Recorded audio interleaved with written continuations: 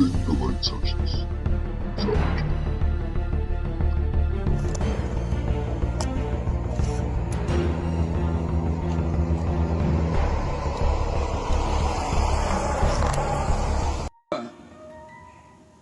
Our dear sister Julianne Malvo mentioned A. Philip Randolph.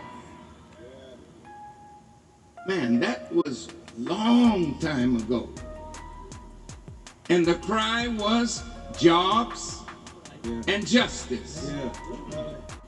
In the March on Washington in 1963, the cry was jobs and justice.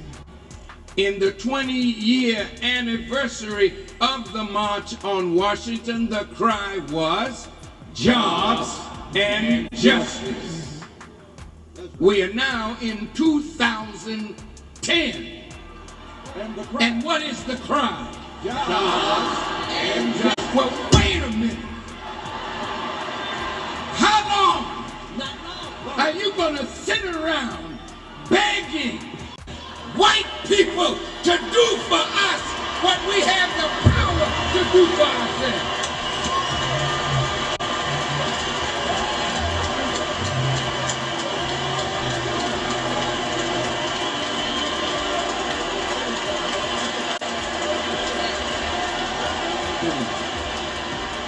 Excuse me.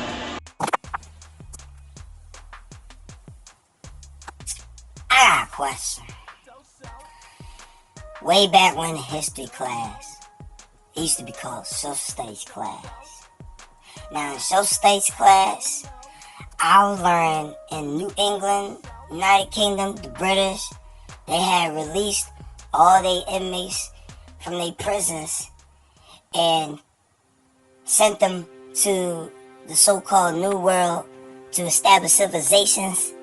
And then I also found out, you know, as I was learning these things, that they did the same thing to Australia too.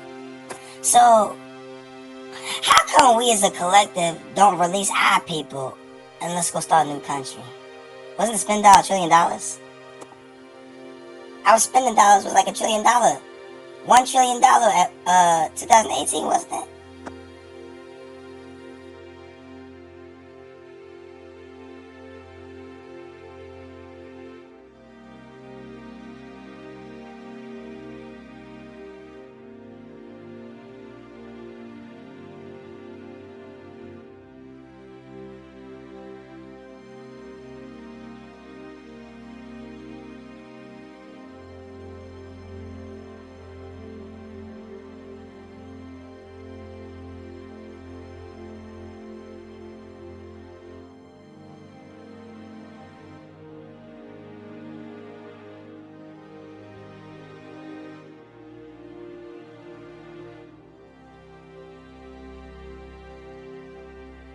Uh-oh.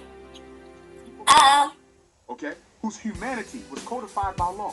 A lot of us don't get this, Charlemagne. Do you realize you're the only people in world history who are not even considered people?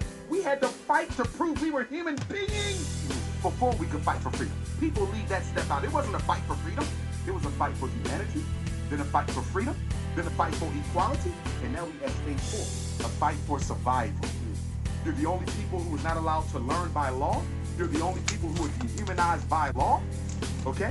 And you are the only people who the world benefited from your enslavement and did nothing, absolutely nothing about it, but the entire world benefited from you. So black people don't owe no explanations to nobody. They owe them to us. But before they can be external reparations, there has to be internal reparations, which is what I think y'all hitting at. Yes, we know white America owes us, but you'll never get from the outside until you do from the inside first. As we complain and beg for money, there's only nine nations that make more money than blacks in America. So why we ain't got our own schools? Why we ain't got our own hospitals? Where are our banks? Where are our supermarkets? Where are our broke down? Why? Yeah, exactly. Lack of access to wealth. But the other thing, this is where the rich blacks come in. This is where the rich blacks come in. How Harvard and Yale were given a mandate in the United States to liquidate some of his assets. You know what? The alumni of Harvard and Yale was giving so much money back to the institution that its wealth rivaled the wealth of the United States. Did you hear that? So the government stepped in and said, y'all got to get rid of some of this wealth. That's why those universities created this minority scholarship where if you got a 4.0, perfect SAT, you go to Harvard or Yale for free. That was part of the settlement with the government. You cannot be richer than the government. Look at the HBCU struggle. Now, we just finished the college tour today. Okay, we went to Dell State, Maryland Eastern Shore, Cheney, Lincoln, Hampton, Howard. There's more. Begging our president and the government that supports him to be very, very careful, because if the trigger of war in the Middle East is pulled by you using your surrogates at the insistence of Israel, then the war will trigger another kind of war which will bring China, Russia, all of the nations into a war. And it bothers me to say this to you, Mr. President, but the war will end America as you know it.